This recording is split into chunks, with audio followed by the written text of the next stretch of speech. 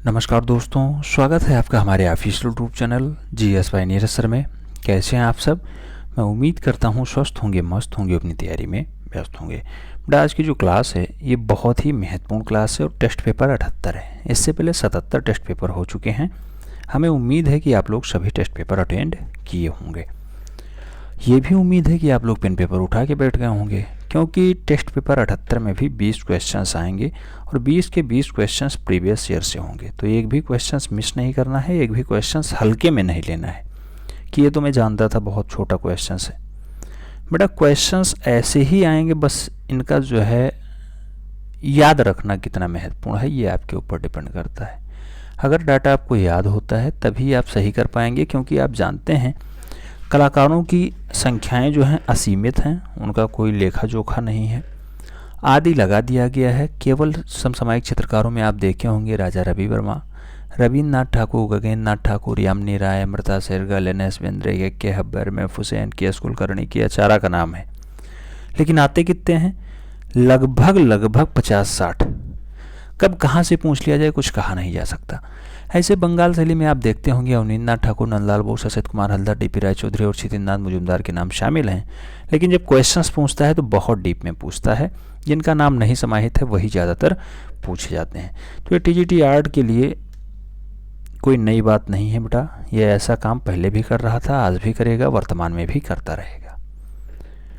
हमें उम्मीद है कि आयोग बहुत जल्द इसकी जो है डेट घोषित करने वाला है। फ़िलहाल अभी तो कुछ भी नहीं है, लेकिन जैसे ही डेट घोषित होती है बेटा आपकी पढ़ाई और दोगुनी हो जानी चाहिए।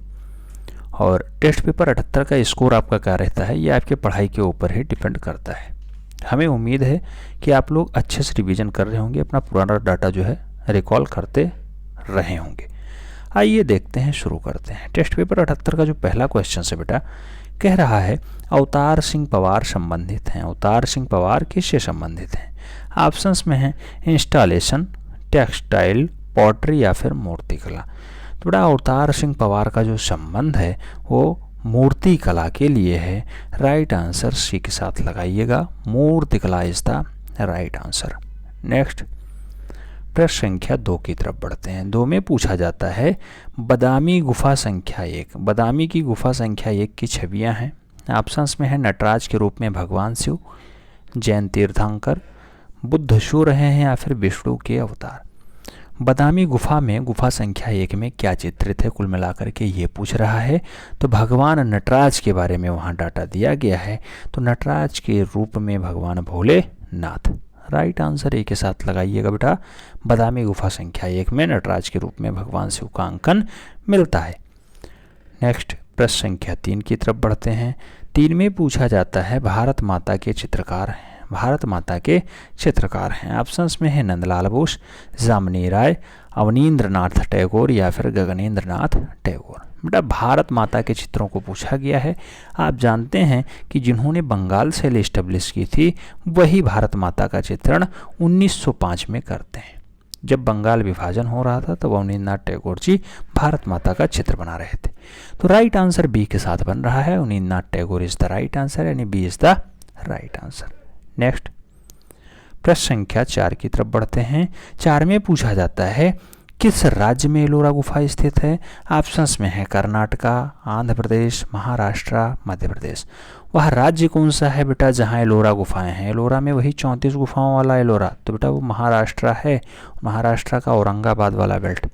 राइट आंसर बी के साथ बन रहा है। Maharashtra is the right answer. Next प्रश्न संख्या 5 की तरफ बढ़ते हैं और 5 में पूछा जाता है कि जोगीमारा गुफा के चित्रों की अवधि क्या है बेटा?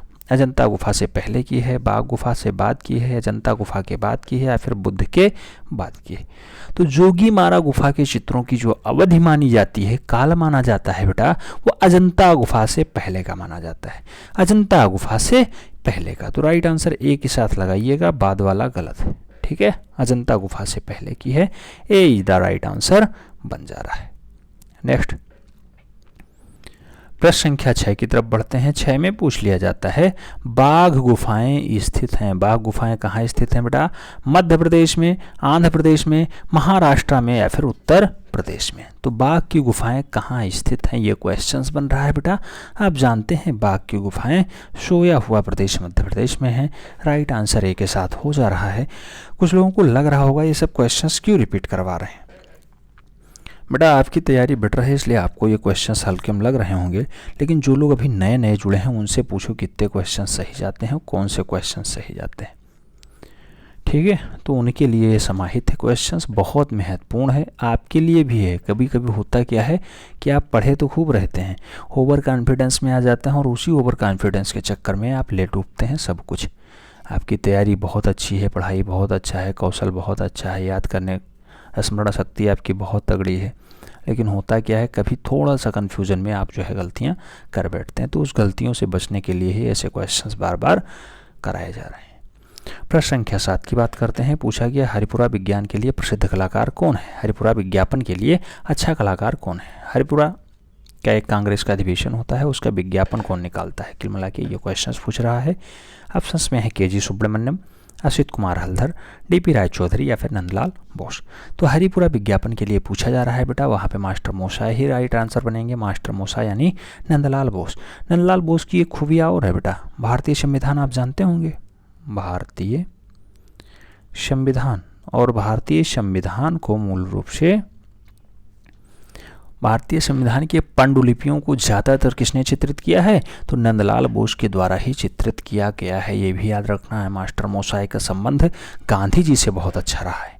राइट आंसर डी के साथ बन रहा है, Nandlal Bose is the right answer. Next प्रश्न संख्या 8 की तरफ बढ़ते हैं और 8 में पूछा जाता है उस चित्रकार का नाम लिखिए जिसने अंधे होने के बावजूद भी अपना काम जारी रखा है। बेटा अंधा होना यानी आँख से न दिखाई देना, अंधे होने के बाद भी अपना काम जारी रखा। ऑप्शंस में है नंदलाल बोस, के.जी. सुब्रमण्यम, कृष्ण खन्ना या फिर विनोद बिहारी मुखर्जी। राइट आंसर क्या बनेगा बेटा, तो यहाँ पर राइट आंसर विनोद बिहारी मुखर्जी बनेगा।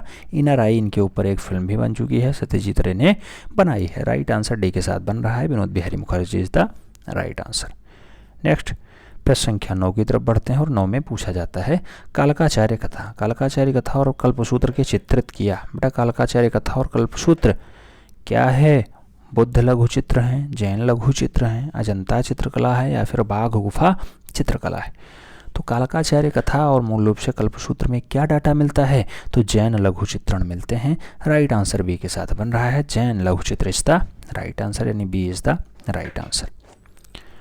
नेक्स्ट प्रश्न संख्या 10 की बात करते हैं। 10 में पूछा जाता है कालकाचार्य कथा यह एक डाट हस्तलिखित चित्र है, किसका है बेटा, बुद्ध का है, शिव का है, जैन का है या फिर वैष्णव का है। तो कालकाचार्य कथा में किसका वर्णन मिलता है, तो बेटा जैन धर्म से संबंधित डाटा मिलता है और जैन धर्म से संबंधित हस्तचित्रण यहाँ पाए जाते हैं। तो राइट आंसर बी के साथ बन रहा है, Kalakacharya Katha B is the right answer हो जा रहा है। प्रश्न संख्या 11 की बात करते हैं। पूछा गया उस चित्रकार को पहचानिए जो कश्मीर में पला बढ़ा और जिसने हमेशा स्त्री पुरुष के यौन समागम को ही अभिव्यक्त किया है। स्त्री पुरुष के यौन समागम को ही अभिव्यक्त किया है, कश्मीर में पला बढ़ा है, उसका नाम बताना है। ऑप्शंस में है पारितोष सेन, लालू प्रसाद शाह, जयराम पटेल या फिर जी.आर. संतोष। बेटा राइट आंसर क्या बनेगा, तो यहाँ पे आप देखेंगे कि वो तांत्रिक कलाकार था, तांत्रिक चित्रकार था, स्वर्गीय गुलाम रसूल संतोष राइट आंसर बनेंगे। तांत्रिक कलाकार के रूप में जाते हैं, तांत्रिक कलाकार के रूप में भी गुलाम रसूल संतोष जो है काफ़ी फेमस रहे हैं। हालांकि ये कश्मीर में पले बढ़े, अब इस दुनिया में नहीं है, लेकिन इन्होंने स्त्री और पुरुष के यौन समागम को अच्छे से चित्रित किया है। राइट आंसर सी के साथ बन रहा है। टीजीटी का क्वेश्चंस पूछा हुआ है बेटा, हल्के मत लीजिएगा। प्रश्न संख्या 12 की बात करते हैं। पूछा जाता है लखनऊ का चित्र किसने बनाया। ऑप्शंस में है सचराजा, एम.एफ. हुसैन, मदन लाल नागर या फिर पारितोष सेन।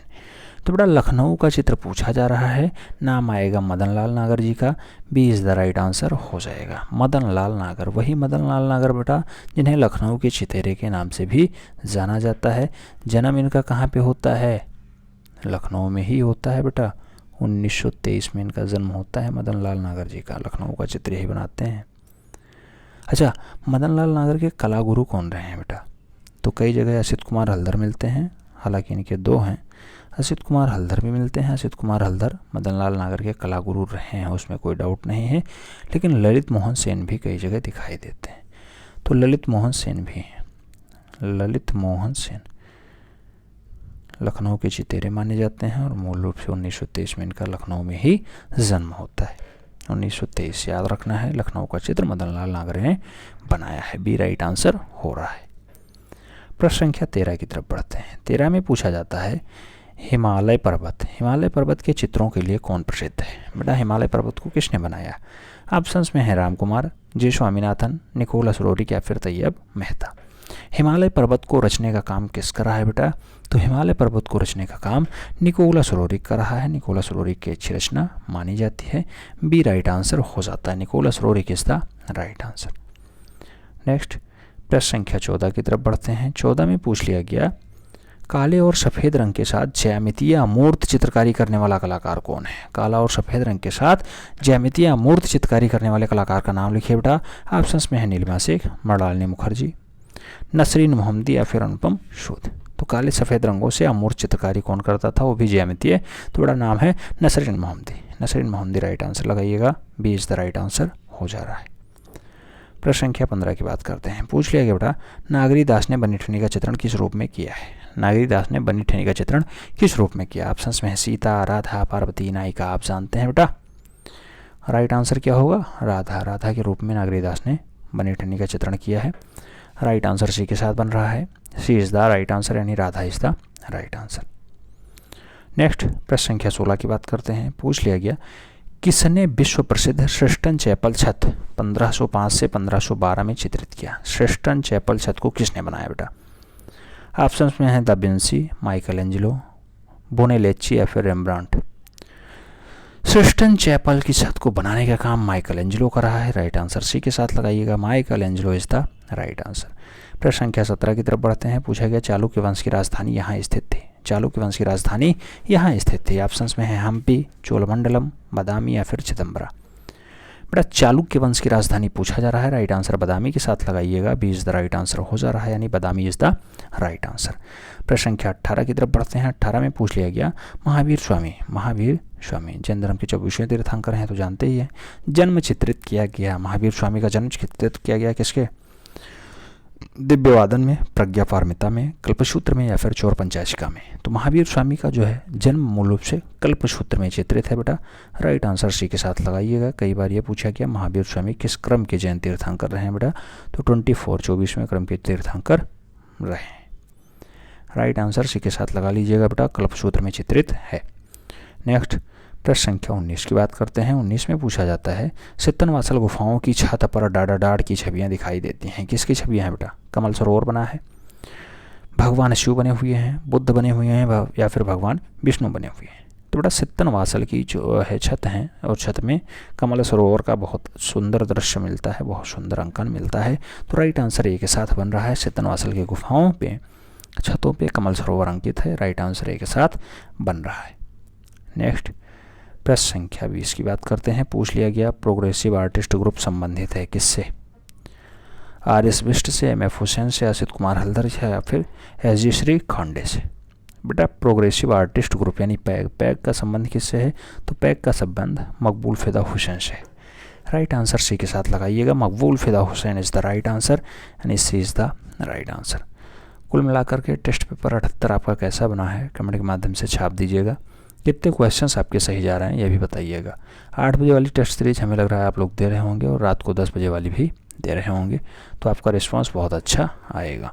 मिलते हैं नेक्स्ट में, तब तक के लिए जय हिंद।